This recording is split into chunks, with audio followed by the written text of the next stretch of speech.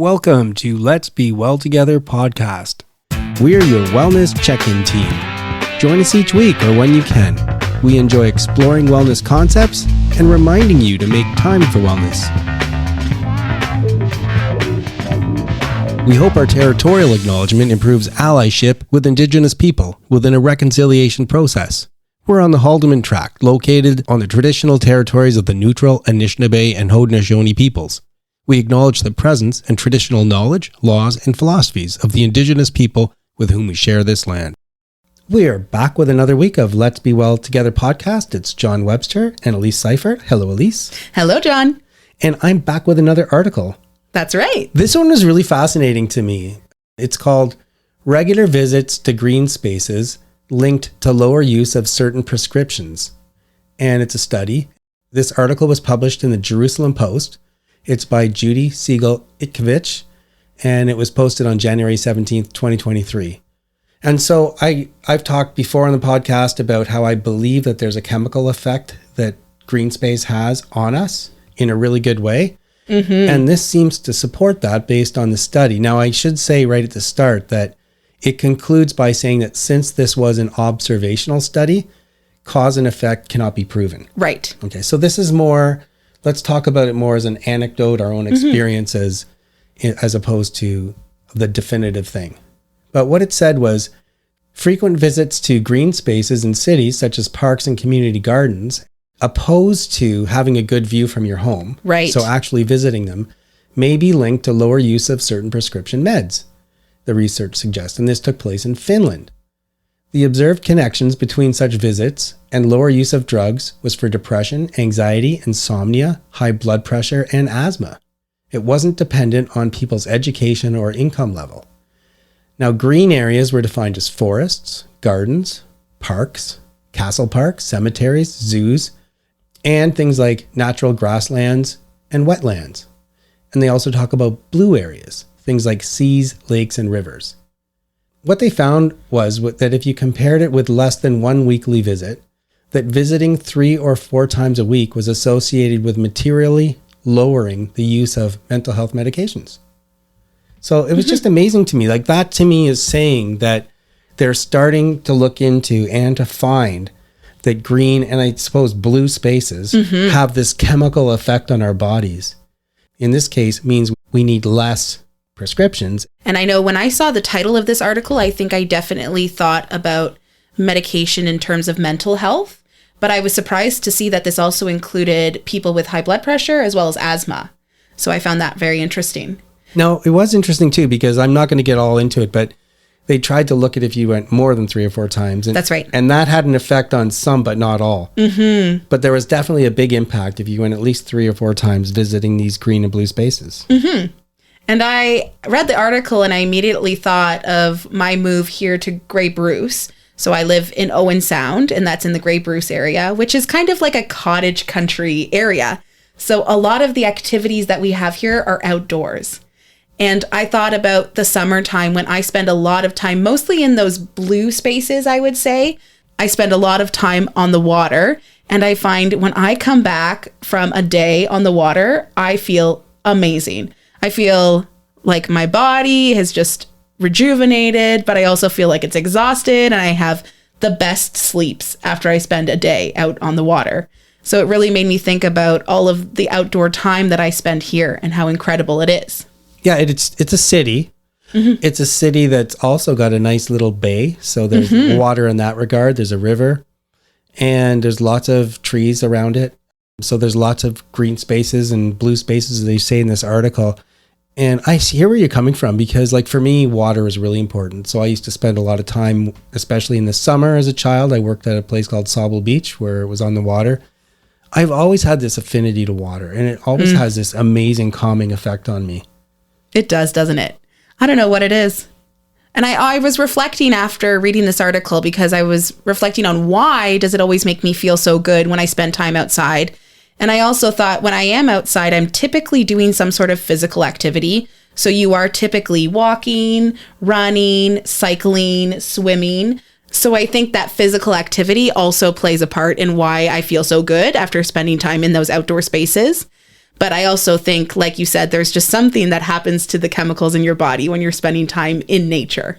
That's a great point. And you know, that may be why they give that thing at the end that says it's observational, so we don't know cause and effect. But you're absolutely right. A lot of times when we're outside in nature, we're also exercising, which is, you know, our mantra here, which is keep exercise part of your everyday life, and it helps with lots of different areas of wellness. So that's a really excellent point. We often find ourselves moving that body when we're in nature. Exactly.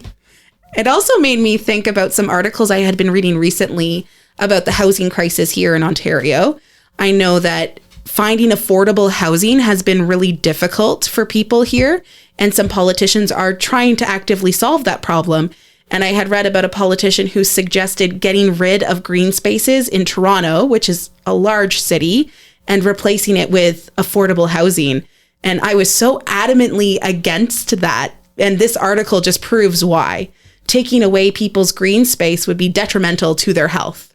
That's a really good point, one I never thought of. Like, you often think of keeping the green spaces for the environment, almost like because we want to keep the, you know, whether it's oxygen levels or whatever, but also just the look of it, the look of the city. But that's a really good point that maybe we need the green spaces. Maybe we need more green spaces in cities so that all of us can benefit from this byproduct of being in nature and visiting the green spaces. We all feel better when we do it. That's right. And I like that this article pointed out that it's not just green spaces, period. It has to be green spaces outside of your living space. So not just your backyard or the view that you have. It has to be somewhere that you go to. And that's another reason I was very against this idea of taking away public parks, because there are a lot of people who are fortunate to have yard space. But in a city like Toronto, I would say that the majority of people do not have their own private outdoor space. So it's very important for people to have somewhere where they can go and spend time outside. That was a bit of a bummer for me because in our house, we back onto a park. Yeah.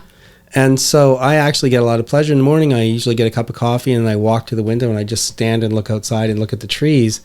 And I like to tell myself that that's having a really good impact on me. I mean, I think it is. I think so too, right? But it's probably not having as much as it could be. And then that reminded me too, a little while ago, we talked about blue light when you're sleeping and all that stuff. Well, I heard an interview one time of someone who was talking about blue light and in your bedroom and all that stuff.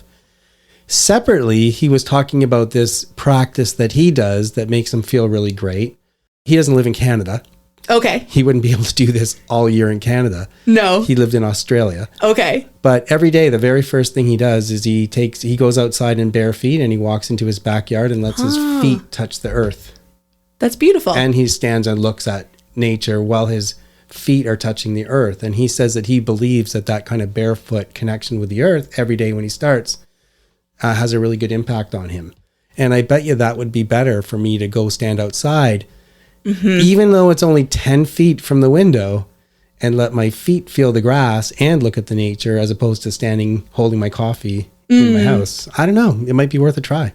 Yeah, and just embracing the sunlight as well. I think we underestimate the power of the sun.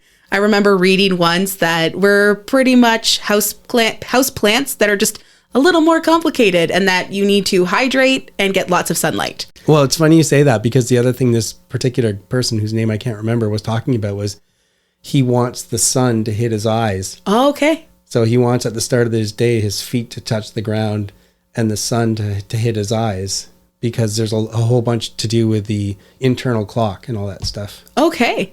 Sounds like a beautiful practice. Okay, yeah, well, I love this article. It was really interesting, and it seems to be that the science is backing up what we thought from a common sense perspective. Thanks for chatting about it. Guests are giving their time, expanding our minds. Today's interview is in the category of spiritual wellness. We're reaching out to people of different religions and outlooks and beliefs. And our goal is to open people's eyes to the things we share in common, break down barriers, and dispel myths.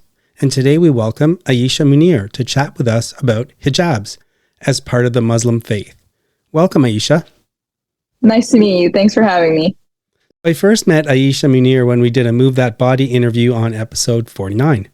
She's a first-year student at University of Waterloo in the Arts and Business program. Ayesha is majoring in legal studies and hoping to minor in human rights. She's currently part of the UW Legal Study Society, as well as the UW Raising the Roof. She has a part-time job and is on the City of Kitchener's Anti-Racism and Equity Committee. In her free time, she enjoys working out, reading, and spending time outside in nature. It turns out we go to the same gym, and I regularly see her head past the treadmill section up to the weight room. So Ayesha, we'll chat about hijabs, and I'm asking about your own experiences. I'm not asking about official positions or for you to speak on behalf of Muslims as a whole group. I don't know much about the Muslim faith, including why many Muslim women wear hijabs. So I'm hoping to chat with you about this as a Muslim woman. How does that sound? Perfect. Sounds good. Okay, now first of all, am I pronouncing it right? Hijab? Yes, that's correct. Well, let's start with the basics. What is it? What's it made of?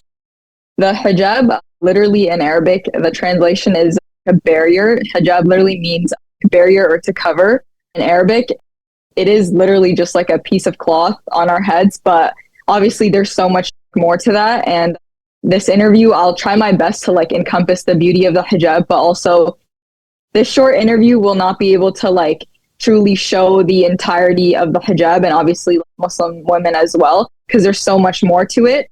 And yeah, it's just a piece of cloth that most Muslim women wear on their heads. And it's basically to represent modesty and like humility in our faith. We often only get to scratch the surface during these short interviews, but still a little bit of information helps and people can always look more into it afterwards if we pique their interest. So you started off telling some of the reasons. What are some of the reasons why women wear a hijab? Muslim women wear the hijab because it is an obligation in our religion. It's obviously a choice. Someone should never have to be forced to wear it because that's absolutely wrong, and women should be able to wear whatever they feel comfortable. But in Islam, like in our religion, the hijab is meant to be a protection from us, from other people. We're supposed to be able to cover our bodies and no one needs to see how we look, but we should still be able to do everything. And in a world where people are so obsessed with like the hypersexualization of women, it's very liberating for some Muslim women to be able to cover their bodies and still be able to do everything. And then also with the hijab, it's not just how we, like the things that we wear or the clothing that we have on our bodies. It's also about like how we act, how we speak, how we treat other people. In the Quran, when the hijab is mentioned, actually it's men that are mentioned before women, which a lot of people would be very shocked to hear that. And the hijab actually applies to like both men and women. Obviously, it's a bit different for them. They don't have to wear the hijab on their head, but there are also rules that they have to follow clothing wise.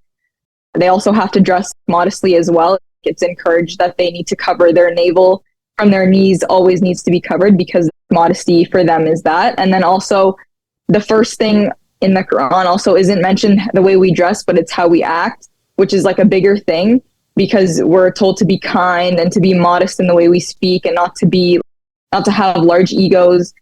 So the hijab also is very strongly enforcing how we act and then also what we wear, but that comes after. We're encouraged to like be good human beings first, be kind and stuff like that before the clothing comes into play. Do you feel like when you're wearing the hijab or you're wearing the other clothing, I suppose if you're a man, that's a reminder to you of modesty and how you're to act in these other ways? I think it definitely is for a lot of Muslim women. Like we wake up every day and we put it on, and I think it serves as a reminder that we do represent our faith. I say this all the time that if I wasn't wearing the hijab, I would have acted differently because I don't have that burden of trying to be a good person. Not that it's like a burden, right? But when you wear the hijab, you know that like sadly people are judging all Muslim people when they see you. It serves as a good reminder for me to like be kind and to remind myself of my values. So like I know that when I go out, I want to be the kindest version of myself and like the best person possible, just so that even though people shouldn't make me a representation of all Muslim women, they do, but in a good way, so that I can like show people that like, you know, those stereotypes that you see on the news aren't correct at all. You mentioned putting it on when you wake up. Do you wear it in the house and outside the house? No, so Muslim women are only like obligated to wear it when they leave the house.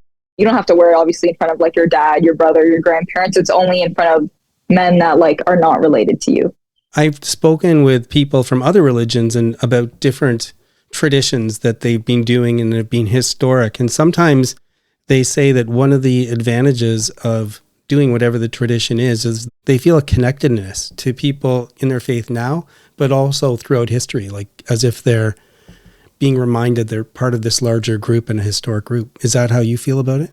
Yeah, I think it's really beautiful because when people see me sometimes, like obviously like when I see a man, like I don't know if he's Muslim right off the bat because they are not always wearing the hijab on their head, obviously, because that's not something they do. But they'll say like hi to me in Arabic, or they'll say salam, which just means like, may peace be upon you when we see them. So I think that's really beautiful that like I can connect with people that I don't even know, even if it's just in passing, a smile or like a small hi, hello, like a greeting. And I think it is really beautiful to know that there's that connectedness that people can feel when they either see the hijab or other Muslim people. What about age? Is there an age where you start wearing it? So Muslim women are prescribed to wear the hijab like when they hit puberty. But obviously some women wear it much older. Like I started wearing it in grade 10, and some girls wear it when they're really young because they'll see their moms wearing it and they just like feel like such a sense of love for it so that they want to wear it when they're younger. So that's the age that they're supposed to wear it, but obviously it's not like enforced upon anyone, so you can wear it like whenever you want. I see that you wear it at the gym, and you said earlier that you can wear it everywhere. So is it the kind of thing you try and incorporate into everyday life? Yeah, definitely. So when a woman starts wearing the hijab, obviously like it's not easy, right? So you can start wearing it a bit by bit. I wouldn't wear it every day when I started wearing it, but now obviously I wear it full time because I think once you fall in love with it, you understand that like it's supposed to protect you. It's not supposed to like be a barrier for you to do anything. You can still play sports, you can still get an education, you can still work. It should never serve as a barrier, but it's more as like a protection for you from the world, basically. And what about you? When did you start wearing hijab? I started wearing it in the summer of 2019. So right before I went into grade 10, which was a big decision because I went to a high school that was very white. So I wasn't sure how it was going to go, but it was really amazing. Everybody was actually very supportive. So it was a great experience for me. And why did you decide in 2019 to start doing that? I think earlier that year, I started practicing my faith a bit more. And before then, I even had like preconceived notions about the hijab, and I'm literally Muslim, right? So I always thought like, oh, like it's not like, why do women have to cover their bodies? But then I think I learned about the beauty of it and how it's not supposed to be a barrier. It's supposed to like liberate us and make us feel even more powerful because I'm being judged purely by my actions and not by like how I look and how my body looks. So I decided to wear it because I also like became friends with a lot of women that wear the hijab, and I saw them doing literally everything. So I was like, if they can do it, like I could do it as well. So that's why I started wearing it. You mentioned preconceived ideas. When you meet people in everyday life and they see you wearing hijab, people who are not Muslim, do you feel like they're applying preconceived notions to you? I think a lot of the time, yes, just because of like the media, like social media doesn't do a great job of representing Muslims as a whole. So I think many people do have very negative preconceived notions about like Muslim women and Muslims in general. Yeah. Do you feel it, or is it a matter of feeling it and them saying something? I think it's definitely a feeling. Like I feel like I think they think that I'm like weak or like I can't do as much. And then many times people will also like say something, like they'll make like small comments. I was working at the post office. I couldn't hear what someone said because of masks and everything. And then they like followed up with, oh, maybe if you took that thing off your head, like you could hear me properly. So these small comments, Muslim women have to like, unfortunately get used to them. But I try to just be kind back because I know that like me getting upset and angry, unfortunately, will only make those preconceived notions worse. So I try my best to, be kind so that their preconceived notions can go away just by the way I'm acting, which is, again, in my religion, we're supposed to be very like kind, peaceful, and yeah. I can imagine it's challenging too, because if somebody has this preconceived notion that you're weak and your response is to be kind, that may reinforce in their mind that preconceived idea, and which is totally wrong to me because I think being kind and being courteous is strength. So it's a different view of the world, I guess. If you could communicate to people who have negative preconceived ideas, what are some of the things you might say to them?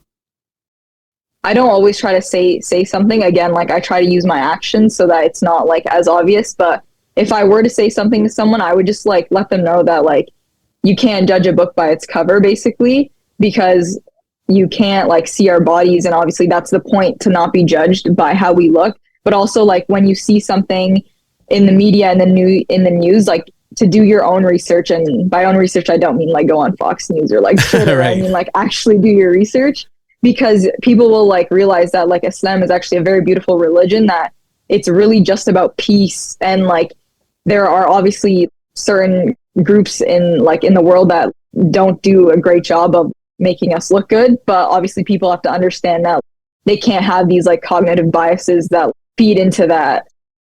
Just because you see a Muslim woman having a bad day or like she says something new, it doesn't mean that like it can't reinforce that bias that you have, because that's just not fair.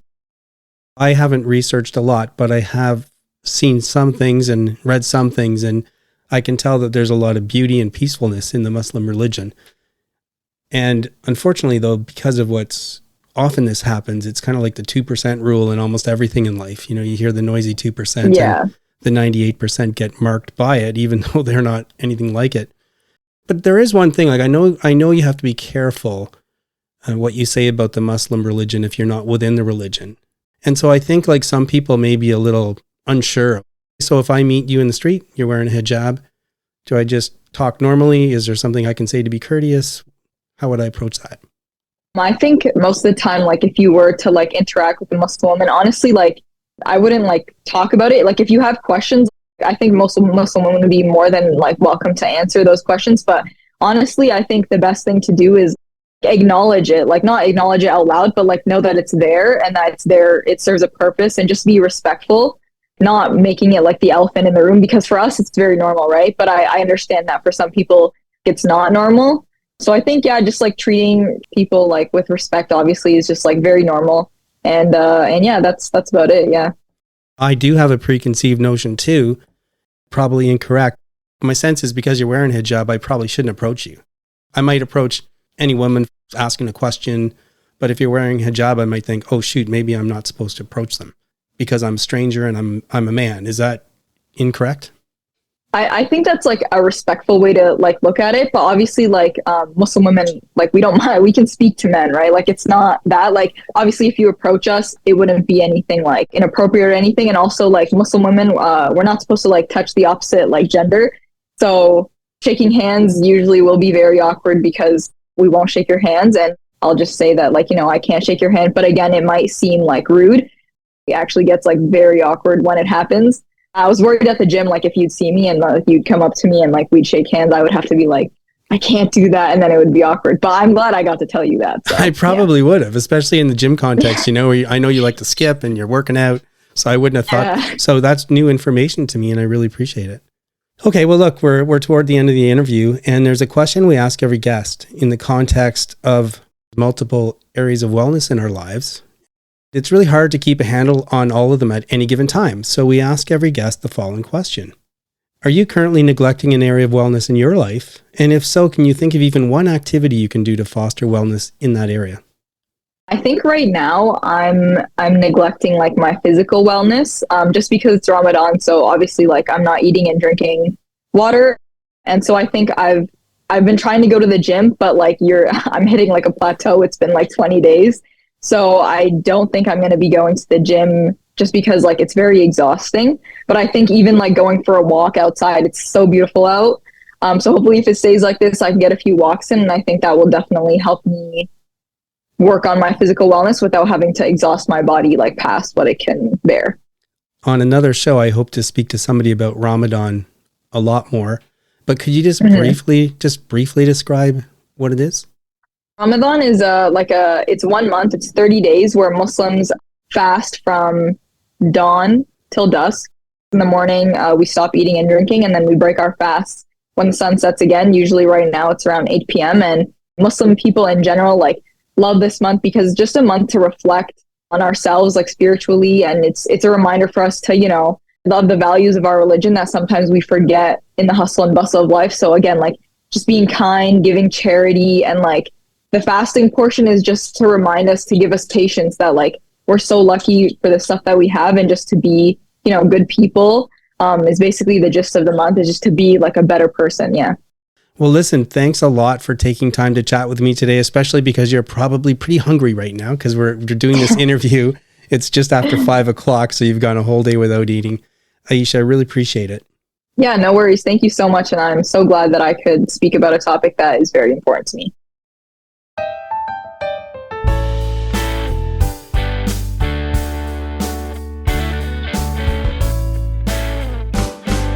I'm Cameron, and welcome to another installment of The Adventures of the Starving Artist. I have a cool mixed bag of stuff to do this week, and over the next couple of weeks, but the big one is that artist I'm writing with.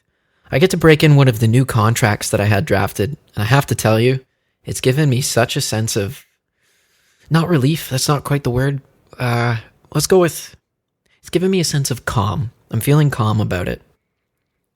Paperwork, in general, not my forte, not my favorite.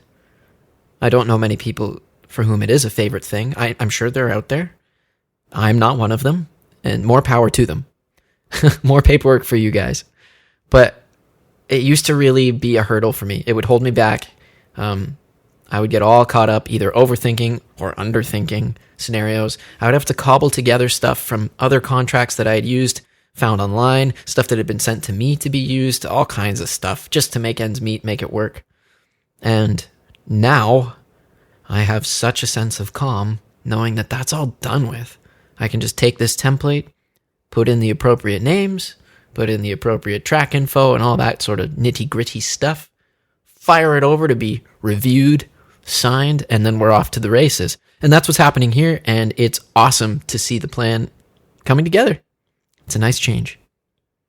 On the musical side of that, I'm excited about one of the two remaining tracks in particular. The third one, it's not that I'm not excited, I just haven't clicked with what I want to do with it yet. The demos I received from this artist were all great for a starting point, which is exactly what they are. And I haven't been contracted to help write it, just to give some instrumentation. In the first one that I showed you before, it was just some piano and voice, and I left it that way because I really liked the raw feel, and so did the artist, so that worked out. But for the other two, one of them, as I said, I'm not sure what I'm doing yet. I've had a few different ideas, but they're totally different from one another, so we'll see which one wins. But the other one, I do have some ideas, and the one I'm excited about is right before the chorus in this demo. I have this, I want to use the word vision, that's not it. I hear in my head this swelling up of a synth bass sound, not aggressive, on the contrary, quite gentle, but coming from underneath and very clearly there, like present and big and bold, but not in your face.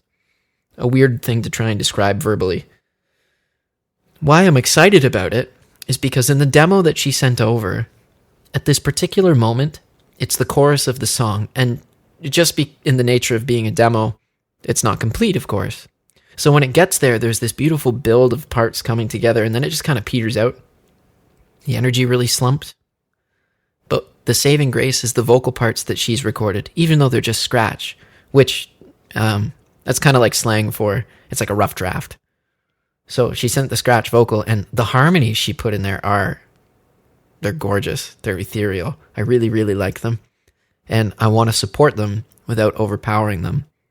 But at the same time, I want to give the track the energy that it needs to make those harmonies really feel big. And so, like I said, I'm hearing in my head this big synth swell underneath. Might even incorporate some MIDI strings like cellos. We'll see. Lots I want to play with there. But that's the update. Some writing, not for me this time, but I'm happy with it. Breaking in a new contract, flexing that a little bit, and getting used to how that works. Really enjoying it. And music, every day, all the time.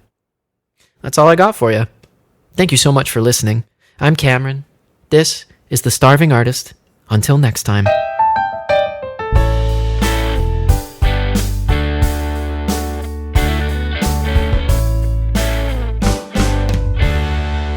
We love our listeners and thanks for joining us. Please help spread the word about Let's Be Well Together podcast.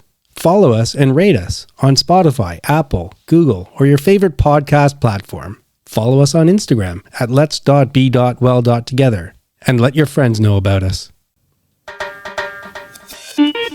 Move that body like we're meant to do. I found this illustration on the internet somewhere, and I don't remember where I found it, so I can't give attribution to whoever made it. But it was really cool. So when I saw a nutritionist, one of the things that they said was a big help was that when I'm having either lunch or dinner and you're having protein in the form of meat, an easy way to remember it is to have a piece of meat that's about the size of the palm of your hand. Mm-hmm. And that just made things easy for me. No matter where I was, I could figure that out. Mm-hmm. And also what's interesting there is the bigger you are, you can probably imagine you can eat a little more food. Yeah, that's true. Right. I never thought of that. And it's common sense kind of. Right. So then I saw this and it was great because it talks about not just meat, but it talks about a whole bunch of food and it tells you about how many roughly how many calories. I'm not going to go through that detail, but I just like the way it talks about something that you can picture. Mm-hmm. So let me just read through it. I'll say the kind of food and then I'll say what you can maybe think about in terms of a meal or a snack. So starting with rice, pasta, fruit or veggies, think about your fist, the size of your fist. Mm-hmm. The meat, fish, and poultry, as I said, think about the palm of your hand. For nuts and raisins, it's just like the inside, like a handful. So maybe not the whole palm of your hand, but that's all you really need for a snack. And for nuts, that's 170 calories. For raisins, that's 85 calories. So somewhat significant. It's not bad for a snack, but just imagine that if you had twice that much, it's probably not a great thing. It shows you just for context that if you have 2 handfuls of either chips or popcorn or pretzels, that could be a significant ament of calories. Yeah, that's too bad. And if you think about 2 handfuls as just something in the palm of your hand, you're talking not very much at all. Mm-hmm. So it's just something to be careful for. Mm-hmm. I agree. The next one I like, it's talking about the size of your thumb, and they say think about that for peanut butter or hard cheese. Mm-hmm. But like if you look at your thumb, and that's about 170 calories for peanut butter, it shows you maybe you shouldn't be putting it on too thick. Mm-hmm. By the way, peanut butter is my nemesis. No, I'm looking at him going, I don't really care because peanut butter don't do nothing for me. Peanut butter and honey probably is more my hardest thing to stay disciplined about not eating. I absolutely love peanut butter and honey. Mm-hmm. And then the last one is a thumb tip. It says, it just gives you some calories for that, for cooking oil, mayonnaise, butter, and sugar. And it's not like huge numbers, but it's kind of significant. Mm-hmm. So anyway, I like this kind of thought of when you're doing something, think about visual things based on the size of your hand. It makes it easy. I agree because you weigh a lot of things or you measure a lot of things when you're cooking. But when you're out or even when you're driving, whatever you're doing, and you just grab something, you can just measure it with your hand. And I think if you think about snacking and you put it in the palm of your hand first and think before you eat it, then, hopefully it'll keep you honest. One of the best lessons I learned after seeing the nutritionist and about snacking has to do with nuts. So I used to just think nuts, really bad, really calorie full, be careful. But 12 almonds, which by the way is about fitting in the palm of my hand, that was considered a snack, for like an afternoon snack. Mm-hmm. And I found it really satisfying, especially if you now they have really nice flavored almonds, whether it's kind of got the hot flavor to it or some other flavor.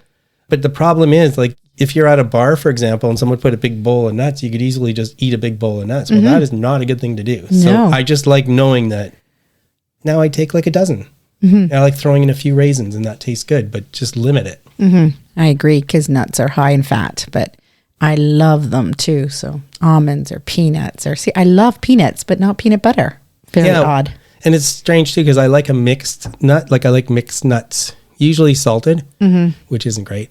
But again, I just eat handfuls of that at a time. So I just have to have that discipline and just put a few in the palm of my hand. And I usually like to keep it around a dozen at most. Mm-hmm. And that's a snack. Like that's a scheduled snack as opposed to just randomly eating it. Like that. So I like these visuals. Wanted to talk about it.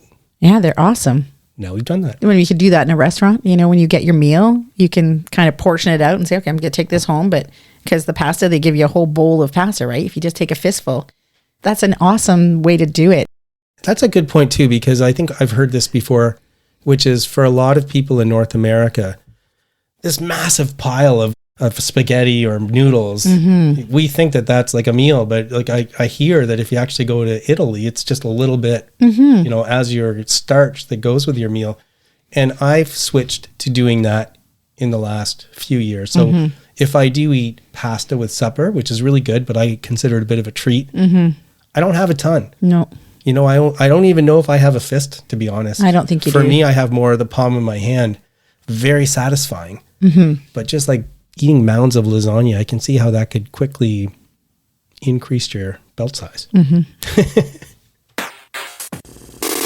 There's a thought. Popped up while running. If you're watching a movie, like a war movie, you see the guy on the radio and he's like, blah, blah, blah, over and out, you know, and then that's the end of the conversation. And I think we need something like that for Zoom, Teams, whatever video conference technology or software that you use. Because I've been involved in a lot of calls lately and it's really hard to know when to end, right? Like, so someone's like, okay, thanks a lot. And someone else says, yeah, that was great. See you guys later. Yeah, bye. All right, bye for now. Talk to you later. Like, it just goes on and on. We need to come up with something that's the equivalent of over and out. So you wave and you like say whatever that is. Anyway, I just was, for whatever reason, I was laughing and thinking about that on my run today, saying, come on, people, together we got to come up with our how to end a video conference call. It's me. Yeah. Just let me say, flip side of the coin. So we went to a restaurant the other day, and this isn't the first time that I've had this experience recently. So it was depressing to me. And I guess I just have to change my frame of mind. Part of it was, I just think a whole bunch of stuff happened that you didn't have a good experience. Right.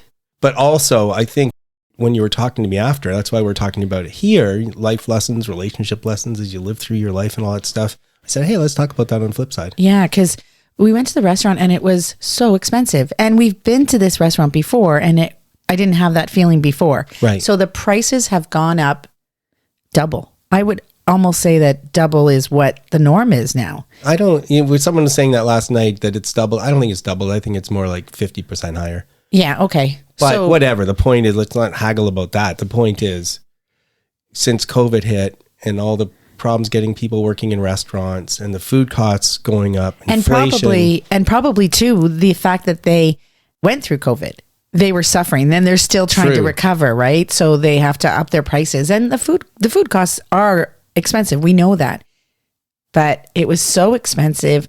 I didn't feel like I got value for my dollar.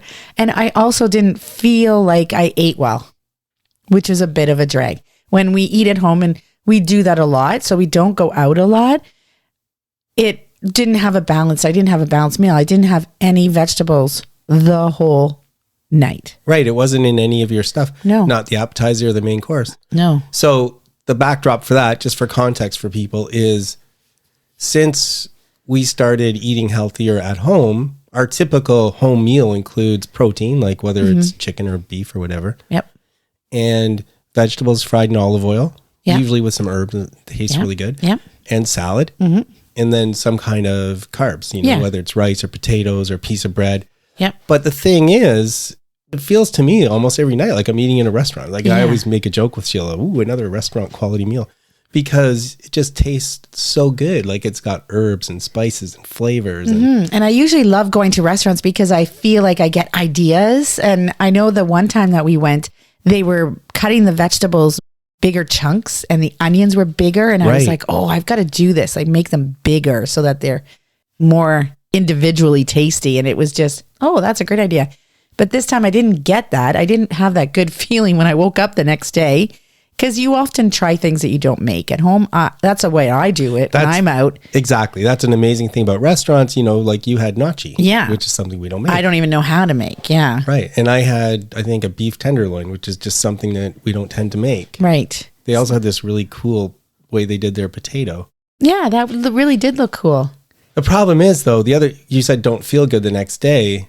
Like, I'm not sure what you meant by it, but for me, the problem is I don't physically feel good. So like when you cook your supper, it's really healthy, right? Like we know what went in it. There's really no processed food. There's not too much salt, none of that stuff. No salt. Yeah. And especially lately, I've actually been eating well. And for the first time in a long time, I have that amazing feeling in the morning when I wake up where I feel energized. 4 days in a row, I woke up thinking, wow, it's so great to have this nice feeling again, because the problem wasn't like the problem before was I eating too much. So after supper, I would snack, but I wasn't snacking. So I had this amazing feeling. Then I went to the restaurant, woke up the next day, and it was like back to the dead. Mm-hmm. I just felt like my stomach just a little felt heavy. Yeah. Yeah. But anyways, what I'm saying is that I just need to change my mindset. I need to almost not look at the price. If I'm going out to eat, I just have to enjoy it for that sake. Even the wine I thought was expensive. So that's my thinking, which is this isn't a downer episode. It's not saying restaurants suck. No, I love restaurants, yeah. but the point is we have to be prepared, mentally prepared for it. Okay. Yes. We're going to pay too much. Yes. We're going to pay too much. We're not going to feel exactly as good the next day, but there's ways. It's just so enjoyable to go there, let someone else cook. Yes. People are serving you. The waiter, waitress, they're really nice. The atmosphere, the ambiance, there's music just playing. Everything, yes. You have to just enjoy it. We have to focus on all the positives. Yes. And all these little niggling things like, oh, this is too expensive. Yeah. We have to put it in the back of our mind. Yeah, because before I went, I had a certain idea of what I wanted. Like I wanted to have a nice, like a few drinks, because I don't drink. So very rarely do I drink. And I wanted to drink that night. And that was a little awkward. And then I wanted to have an appetizer. It turned out the appetizer. Yeah, we picked the wrong one. And also you wanted dessert. I wanted dessert, but no one at the table wanted dessert. Right. So we didn't end up doing that. So it wasn't all financial. It was like you said, the overall experience, but it just is hard, you know? But meanwhile, if you set yourself up and say, okay, you know what? Yep. We don't eat out a lot. Economic wellness, right? We budget it. Yeah. But when we go, then we can afford it because we've budgeted for it. Yeah.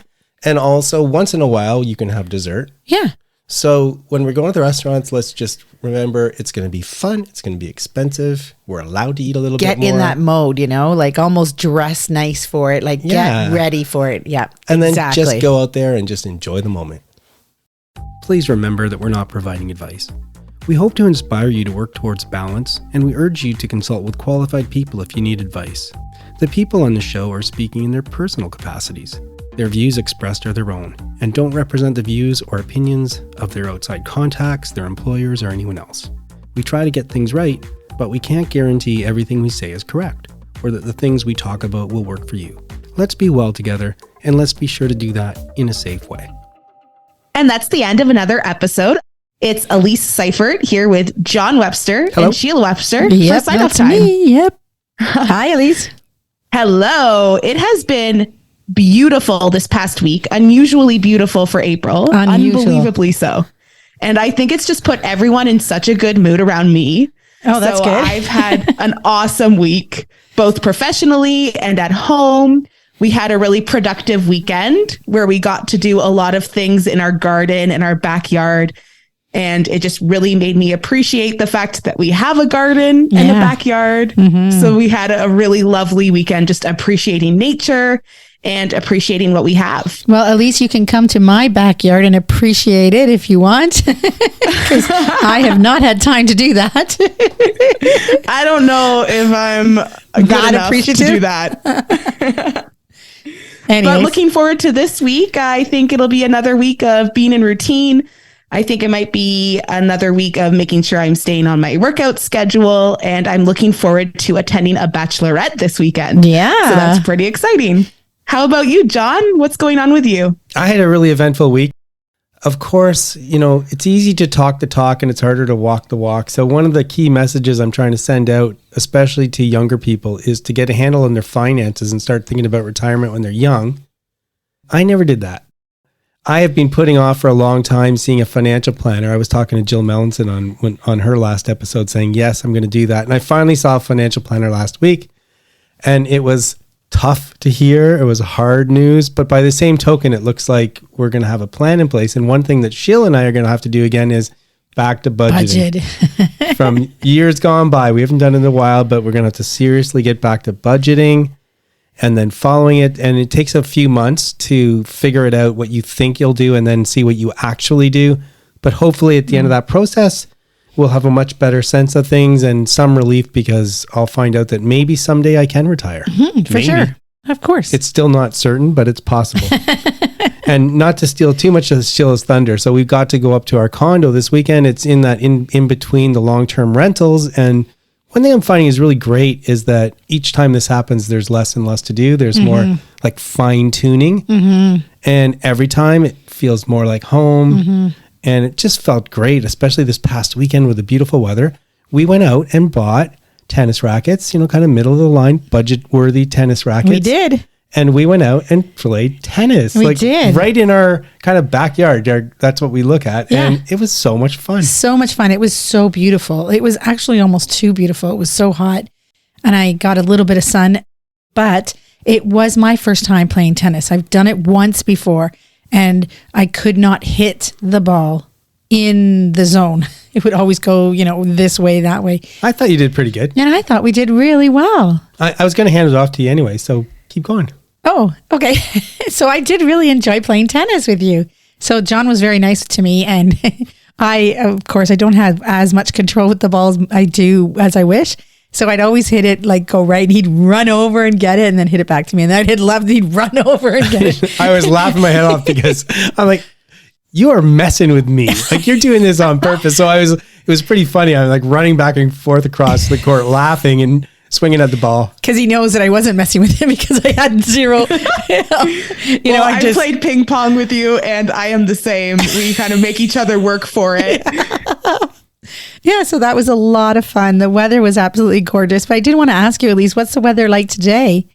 Rainy, a little bit of a wintry mix of rain. Yeah, because we got a little bit of wintry, snowy, not sticking to the ground, but yeah, cold. So it's crazy how it can go from up to down so fast. But getting heat stroke one day and seeing a little snow the next. I know. But it will come back. You know, this is what April's like. But for me, I had an interesting event last week. I decided, because the wedding's coming up and I want to look my best, I'm going to try and eat really well. And Alex has been doing these protein shakes. So for lunch, last week, I had a protein shake every lunch and then had a normal dinner. And that was amazing. I've never had protein shakes before. And it filled me up and it made me feel energetic and they were delicious. And I really enjoyed it. So that was what was new with me besides going to the condo with John. Anything else, guys? Not for me. And Not for me. Okay, well, thanks for joining us, everyone. That is the end of Let's Be Well Together. We hope you have a great week, and we'll see you next week. That is it for today's show. Please try and make wellness a priority. You deserve it. If you feel the need to talk to someone or ask for help, please do that. Accept yourself for the person you are. So long. Adieu. Auf Wiedersehen. Goodbye.